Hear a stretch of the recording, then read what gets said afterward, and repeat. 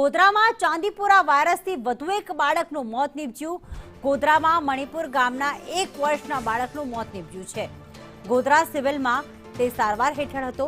વધુ સારવાર માટે અમદાવાદ લઈ જતા તેનું રસ્તામાં મોત નીપજ્યું।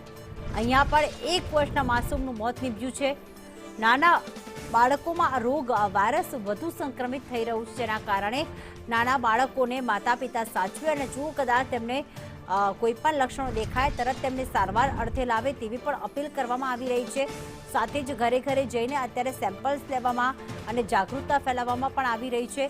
ચાંદીપુરા વાયરસ વધુ ન ફેલાય તે માટે દવાનો છંટકાવ પણ અત્યારે કરવામાં આવી રહ્યો છે અને એમાં પણ ભેજવાળું વાતાવરણ છે, જેના કારણે આ રોગ વધુ વકરી રહ્યો છે।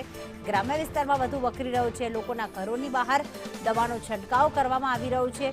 નર્સિંગ સ્ટાફ દ્વારા પણ લોકોને જાગૃત કરવામાં આવી રહ્યા છે તેના લક્ષણો અંગે।